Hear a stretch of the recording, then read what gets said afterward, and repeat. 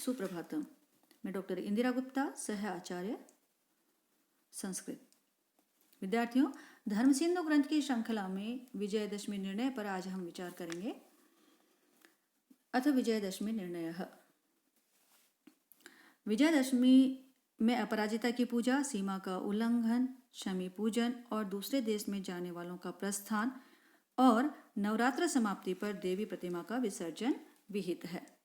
ये कहें कि जो जया, उमा, विजया नाम से जिन देवी प्रतिमा की पूजा की जाती है उसे अपराजिता देवी के रूप में स्वीकार करके उसकी पूजा करना, जिस ग्राम या नगर में रहते हैं उसकी सीमा का लांघना, शमी वृक्ष की पूजा करना और दूसरे देश में जाने वालों का प्रस्थान निर्धारित करना और साथ में नवरात्र समाप्ति पर देवी प्रतिमा का विसर्जन करना इस विजयदशमी के विधान में विहित है।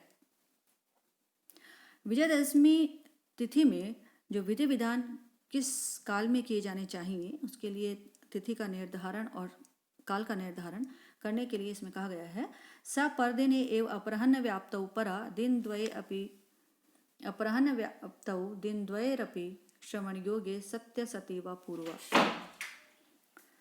विजयदशमी पर जो होती है उसमें पर दिन की अपराह्न व्यापिनी हो तो परा लेना चाहिए। 2 दिन में अपराह्न में रहने वाली दशमी दोनों दिन श्रवण योग के रहने या न रहने पर पूर्वाग्राही है। कहने का है कि इसमें श्रवण योग का होना विशेष है। दोनों दिन में अपराह्न व्यापिनी और अपराह्न में न रहने वाली दशमी को किसी एक दिन, जिस दिन श्रवण से योग हो, ग्रहण करना चाहिए। अपराह्न में दशमी के न होने पर भी जिस तिथि में सूर्य नारायण उदय लें वह तिथि संपूर्ण स्वीकृत की जाती है।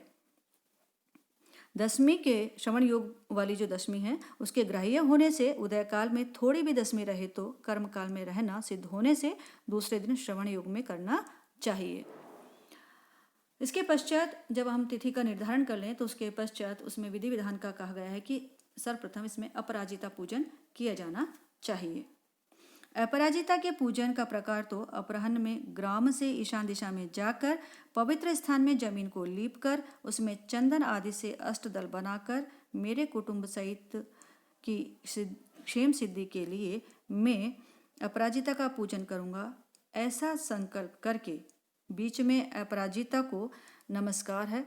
क्रिया शक्ति, जया, उमा, विजया और अपराजिता का मंत्रों से षोडशोपचार पूजा कर प्रार्थना करें एवं विसर्जन करें।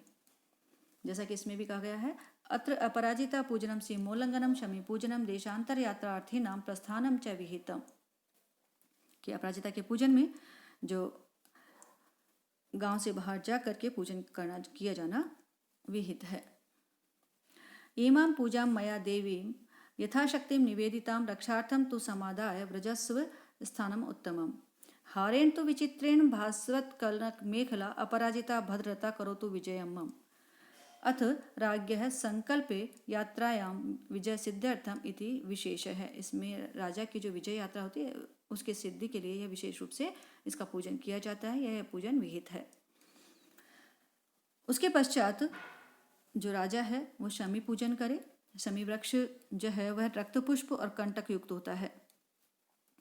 अपराजिता के पूजन के बाद सब लोग गांव के बाहर ईशान दिशा में स्थित शमी वृक्ष के पास जाकर उसकी पूजा करें। ततः सर्वे जना ग्रामात् बहिः ईशान दिक् अवस्थितां शमी गत्वा पूजयेयुः। सीमोल्लंघनम तु शमी पूजनात् पूर्वं पश्चात् वा कार्यम। वो कहते हैं कि गांव के बाहर जाकर सभी लोग ईशान दिशा में स्थित शमी वृक्ष के पास उसकी शमी वृक्ष की पूजा करें और सीमा का उल्लंघन शमी वृक्ष के पूजा के पहले भी किया जा सकता है और बाद में भी किया जा सकता है। इसके विधि विधान के संबंध में कहते हैं कि जो शमी वृक्ष का पूजन है वह पूजन करते समय कहे जो पूजन करते हैं, अमंगला नाम शमनीम दुष्कृत्य च दुख प्रणाशिनीम धन्यम प्रपद्य अहम शमीम शुभम। पूजा की विधि के समय मेरे पाप, अमंगल आदि के निवारण, कल्याण और यात्रा में विजय के लिए शमी की पूजा करूंगा, ऐसा संकल्प करे। मंगलानां शमनीम दुष्कृत्य च दुख प्रणाशिनीं धन्यां प्रपद्ये अहम शमीम शुभाम। और ऐसा संकल्प करने के पश्चात शमी के न मिलने पर अश्मंतक वृक्ष की पूजा करें। अर्जुन के बाणों को धारण करने वाली एवं रामचंद्र से प्रिय बोलने वाली, हे राम पूजिते, मेरी जो यात्रा होने वाली है उसमें यथासमय सुखदायक हो, उस यात्रा को तुम निर्विघ्न करने वाली हो, इस आशय से के मंत्रों से प्रार्थना करें। ईषत् संध्याम अतिक्रम में किंचित उद्भिन्न तारकः विजयो नाम कालो अयम सर्व कार्यार्थ साधकः। एकादशो मुहूर्तो अपि विजय परिकीर्तितः, तस्मिन् सर्वे विधातव्या यात्रा विजय कांक्षी भी। और इस प्रकार से विजय की आकांक्षा करने वाला राजा इस प्रकार जो शमी वृक्ष की पूजा करे और इस प्रकार से प्रार्थना करे। राजा अपने शत्रु की मूर्ति बनाकर शस्त्र से वेदे, उसके बाद अपने लोगों के साथ वस्त्र आभूषण धारण करे, युवती स्त्रियों से मंगलदायक आरती करावे। आश्विन शुक्ल पक्ष की 10वीं विजय नाम के संपूर्ण कार्य में शुभ करने वाली है। विशेषतः यात्रा में श्रवण से युक्त हो तो क्या कहना। इस दिन दूसरे देश में जाने की इच्छा करने वालों को विजय मुहूर्त में चंद्रमा आदि के अनुकूल न होने पर भी यात्रा करनी चाहिए।